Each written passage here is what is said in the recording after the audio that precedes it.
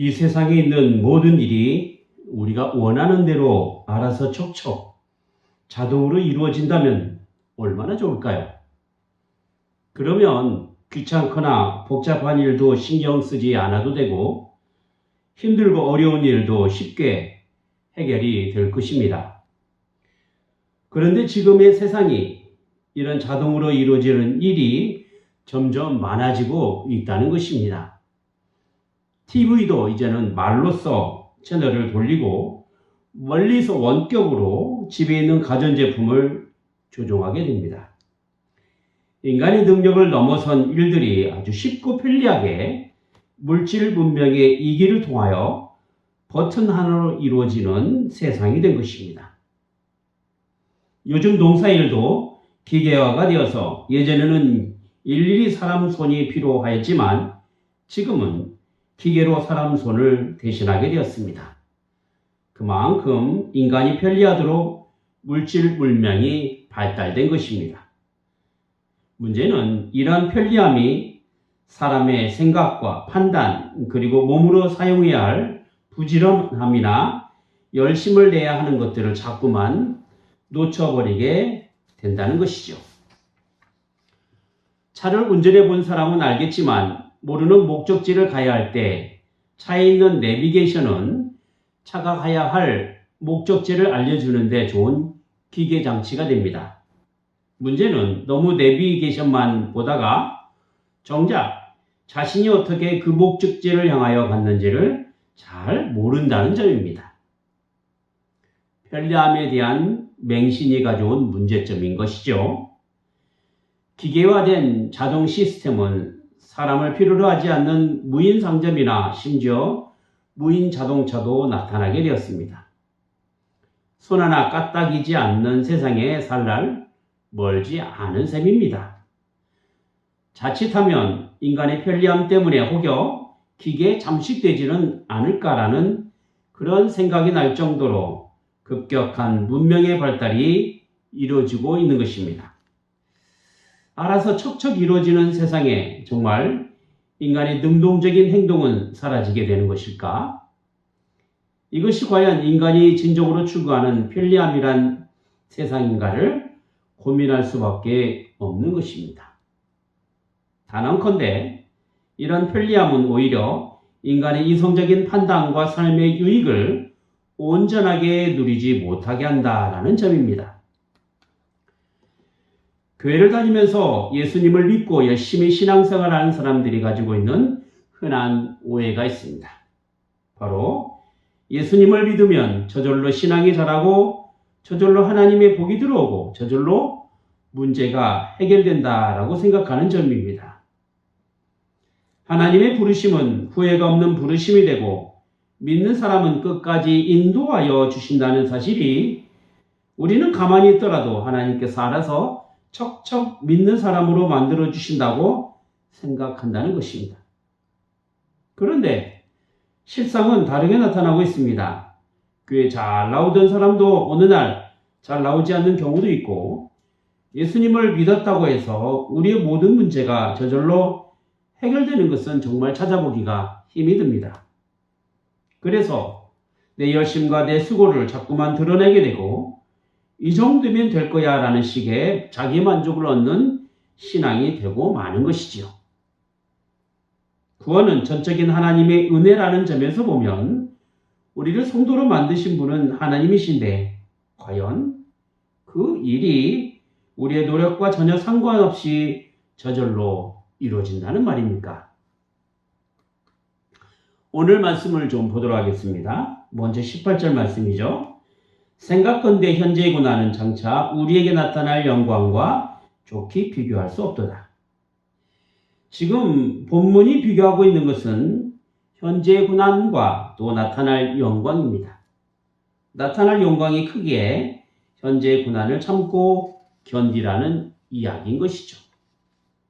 그러고 나서 현재의 고난을 참고 견디면서 앞으로 주어질 영광을 위하여 살아갈 존재들에 대해서 열거하고 있는데 먼저는 피조물이고 피조물뿐만 아니라 하나님의 양자가 된 성도를 가리키고 있습니다.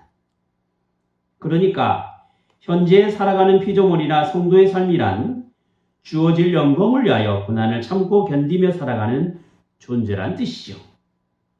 말하자면 현재 고난이 없으면 앞으로 주어질 영광도 없는 것이기 때문에 앞으로 주어질 영광을 위해서라도 현재 받아야 할 고난은 필연적이라고 말할 수 있는 것입니다. 이것이 바로 이 땅에 살아가야 하는 존재의 의미고 주어진 사명이라 말할 수 있을 것입니다. 하지만 필연적이라 할 수 있는 이 고난이라는 것은 현재의 경제적인 어려움과 사회적인 문제 그리고 우리가 지금까지 경험해왔던 여러 가지 이유로 인하여 현실적으로 받아들이기란 그렇게 쉽지만은 않습니다. 더 나아가 그 고난이라는 것은 단순히 핍박받는 수준의 차원을 넘어서는 고난이 되기도 합니다. 오늘날 교회가 마주한 가장 두려운 현상이 무엇이냐면 눈에 보이는 핍박이 아니라 교회 안에 있는 배교의 흐름입니다. 이 배교의 흐름이라는 것은 진리로부터 돌아서는 일입니다. 하나님의 말씀을 왜곡시키고 변질시켜서 하나님으로부터 멀어져 가게 하는 것이죠. 그래서 하나님을 신앙한다라고 말하지만 실제로는 하나님과 상관없는 신앙이 되는 것입니다. 하나님께서 말씀을 통하여 우리에게 요구하는 것들과 우리가 하나님으로부터 받은 사명에서 자꾸 멀어져 가는 것입니다. 이렇게 교회가 이 배교의 흐름 가운데서 우리가 중국에 가야 할 그 영광이라는 사명을 잊어버리게 되는 것이죠. 중요한 것은 이렇게 눈에 보이지 않는 배교의 흐름이라는 것은 다름 아닌 신령해야 할 교회 내부에 육신에 속한 사람이 다수를 차지하고 있기 때문에 나타나게 된다라는 사실입니다. 그들은 교회를 통하여 신령한 생활을 하기보다는 영적인 게으름과 무관심 속에서 살아갑니다. 성경은 우리에게 성령을 근심하게 하지 말라, 성령을 쫓아 행하라고 명령하시며 특별히 이 배교의 시대를 이기기 위해 성령을 소멸하지 말라라고 엄중히 경고하고 있습니다. 오늘 본문 속에서 사도 바울은 피조물이 탄식하며 기다리는 하나님의 아들들의 나타남을 말씀하고 있는데 우리가 성령의 가마를 소멸치 않고 적극적인 영성지성을 발휘할 때 비로소 우리는 육신에 속한 상태를 벗어버리고 하나님께서 이루가실 하나님 나라를 소망하며 그 나라의 거대한 경영에 동참하는 신령한 사람으로 살아갈 수 있는 것입니다. 이것은 교회에 속한 사람만이 할 수 있는 신령한 일이 되는 것이죠. 성령을 소멸하지 않는 신령한 삶의 첫걸음은 성령께서 우리 안에 역사하시는 방식이 철저히 유기적이라는 사실을 깨닫는 데서부터 시작합니다. 많은 사람이 오해하고 있는 것은 성령의 가마를 하나님께서 우리를 로봇처럼 움직이게 하여 명령을 주셔서 행동하게 하는 것으로 생각합니다. 하지만 성령의 역사는 우리에게 주신 영혼의 기능과 이성을 억압하거나 강제로 명령하여 움직이게 하지 않습니다. 오히려 우리 영혼의 기능이 자연스럽고 자유롭게 활동하도록 역사하십니다. 그래서 우리로 깨닫게 하셔서 과연 그것이 하나님의 뜻이라는 이 확신을 갖게 하는 것이지요. 예수님의 생명이 지적인 암과 정서적인 느낌과 의지적인 삶이 종합적으로 연결되어서 생각하고 분석하고 바르게 판단하여서 인격적인 확신에 이르게 되는 것입니다. 성령께서는 우리의 지성을 마비시키는 분이 아니라 도리어 가장 고도한 영적 지성을 발휘하게 하시는 분이십니다. 그러므로 참된 신앙은 대충 덮어놓고 믿는 무조건적인 신앙도 아니고 맹목적인 순종도 아닙니다. 입술로만 감성적으로 그저 하나님의 뜻대로 하겠습니다 라고 고백하면서 정작 하나님의 뜻이 무엇인지 성경을 펴서 알아보려고도 하지 않는 그런 태도는 성령을 거스르는 행위입니다. 하나님께서 우리에게 발을 주셨을 때는 스스로 그 기능을 발휘해 걸어가기를 원하시는 것이지 하나님의 나를 반짝 들여다가 목적지에 놔두기만을 바라는 것은 올바른 신앙이 아닙니다.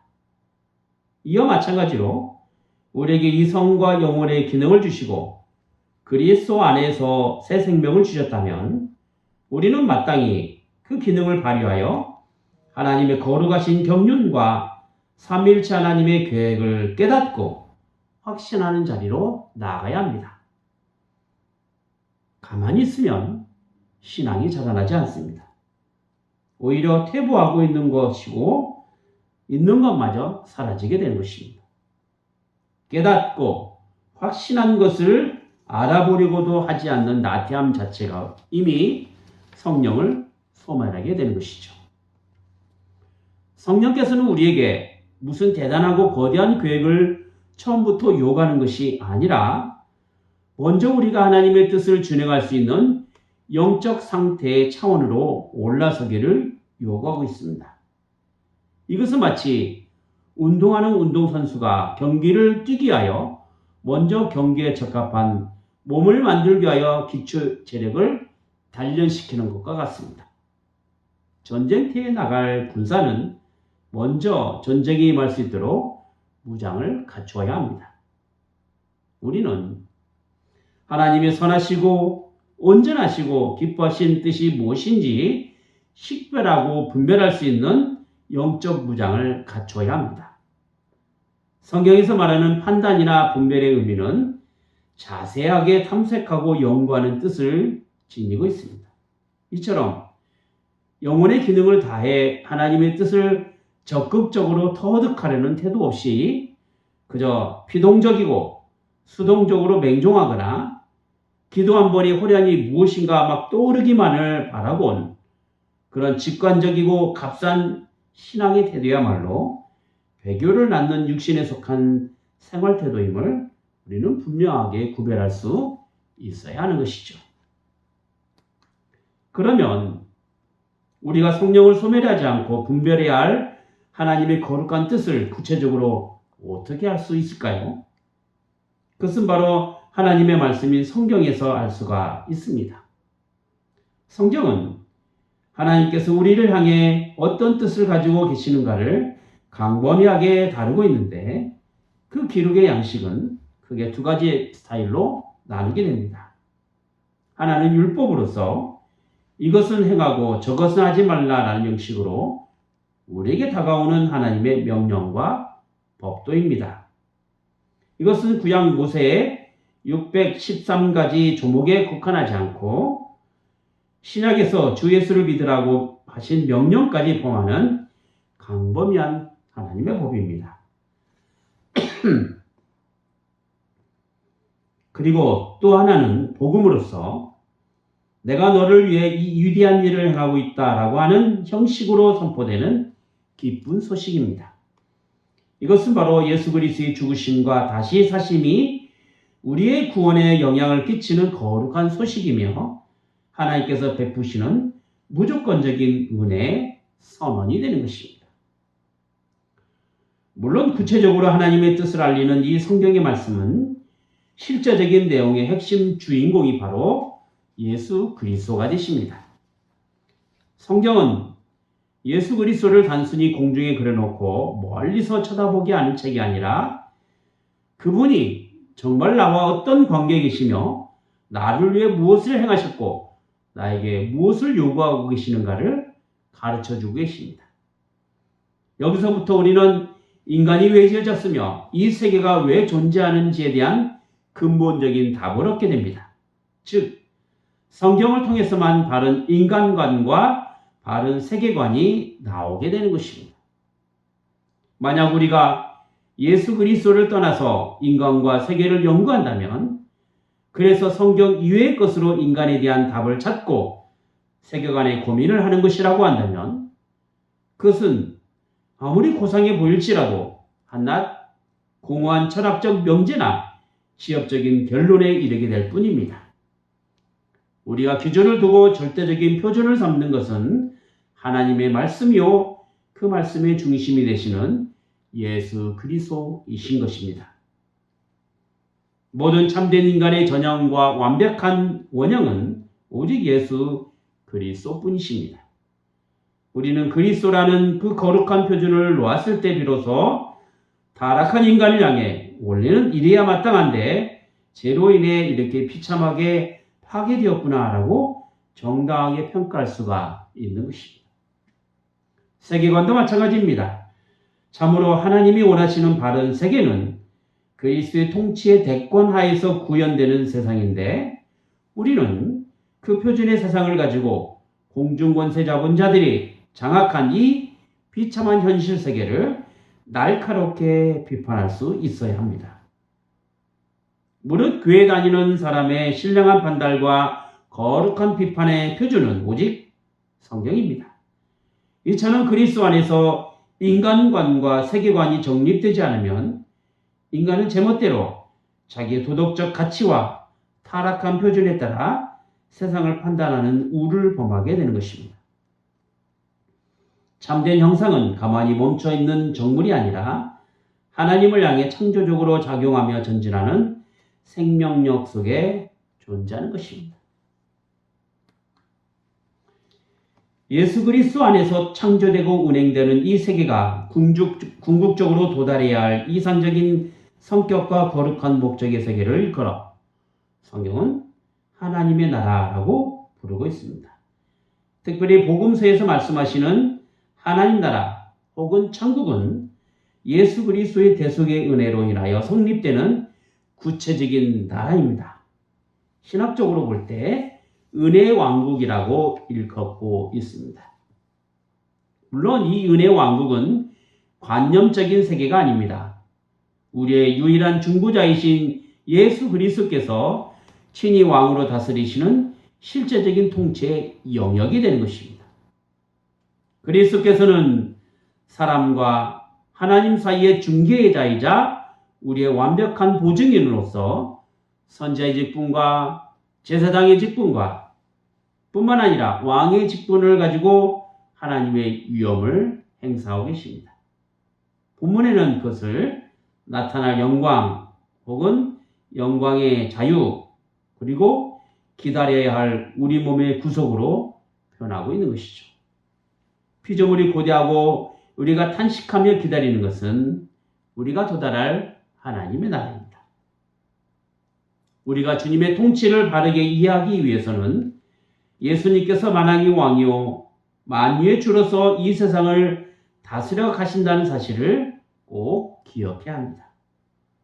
빌립보서 2장 10절부터 11절까지를 보면 하늘에 있는 자들과 땅에 있는 자들과 땅 아래에 있는 자들로 모든 무릎을 예수 이름에 꿇게 하시고 모든 입으로 예수 그리스도를 주라 시인하여 하나님 아버지께 영광을 돌리게 하셨느니라 이렇게 말씀하셨습니다.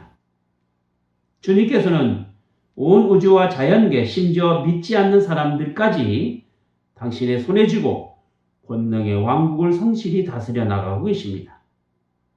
그런데 놀라운 사실은 그리스도께서 이 세상 왕국, 권능의 왕국을 통치하시는 그 크신 모든 역사를 결국 자신의 피로 사신 은혜의 왕국, 곧 교회와 성도를 통하여 가장 영광스럽게 하시고 효과 있게 다스려 가신다는 사실입니다.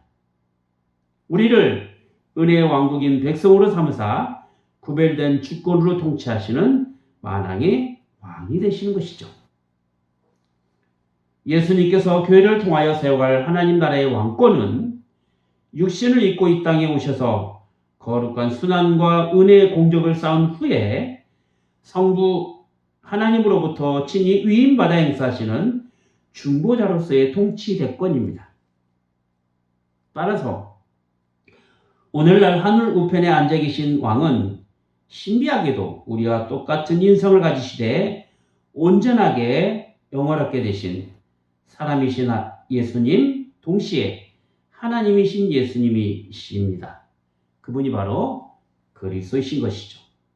그렇기 때문에 예수 그리스도가 지금은 왕이 아니시며 장차 재림하여야 비로소 왕국을 세우실 것이라는 이런 세대주의적인 신학을 가진 분들의 주장은 성경을 오해한 큰 착오입니다. 예수님께서는 이 순간에도 충분히 우리의 현실적 주님이시며 우리의 통치자가 되십니다. 우리가 예수님을 통하여 주여라고 부를 때는 단순히 내 영혼의 구원자라는 고백을 넘어서 내 매일의 삶과 구체적인 현실의 세계를 친히 경영하시고 다스리시는 나의 최고 상전이자 통치자라는 선언이 되는 것입니다. 우리가 발을 딛고 있는 이 땅의 교회는 온전히 하나님 나라의 영광스러운 진행만을 위해 평탄하게 닫게 있을 곳이 아닙니다. 마귀가 인간을 시험하여 죄가 들어온 이후로 땅 위에는 가라지, 즉 악한 자의 자식들이 하나님의 백성과 긴밀하게 뒤섞여 살아가고 있습니다. 공중의 권세 잡은 자들과 어둠의 세상 주관자들은 아주 조직적인 음모와 사단의 계획으로 세상 사람들에게 거짓된 철학과 인본주의적 사상과 공허한 도덕을 가지고 세상의 아름다움과 선행을 가장하여 사람들을 미혹하고 있습니다. 한편으로는 이 세상의 문화적, 종교적 이런 선행들이 인간 사회에서는 가치 있어 보일 수 있을 것입니다. 하지만 하나님 나라에 들어설 때는 그런 것 아무 효력이 없을 것이며 하나님 나라의 성격을 조금도 대체하지는 못할 것입니다. 아무리 좋은 부품이라도 규격이 맞지 않는 기계에 끼워 넣으면 그 기계가 망가집니다. 그렇듯이 세상의 인문주의적 가치로 하나님 나라의 성격을 뒤섞을 수는 없다라는 것이죠. 그러므로 하나님의 군대로 부름받은 교회는 단순히 영적인 위로를 나누는 친목단체가 될 수가 없습니다. 점점 물밀듯 밀려오는 거대한 배교의 세력 앞에서 하나님의 거룩한 나라는 자신의 거룩한 전진을 이룸과 동시에 진리를 회포하려는 대적들을 향해 맹렬한 전투를 치러야 하는 전투적 교회로 서 있어야 합니다. 우리는 나 하나의 안일함과 행복주의에 갇혀 도대체 하나님의 뜻이 무엇인지 모르겠다 이렇게 말하면서 방관해서 안 됩니다.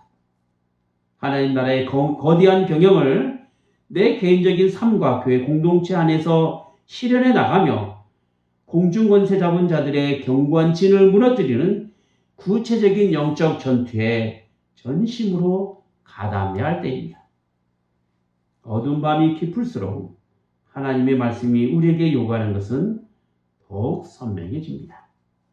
이것은 어둠의 빛으로 썩어져가는 곳에 소금으로서의 가치가 더 있는 것처럼 말이죠. 그래서 우리는 세상의 빛과 세상의 소금이 되는 것입니다. 기도하겠습니다.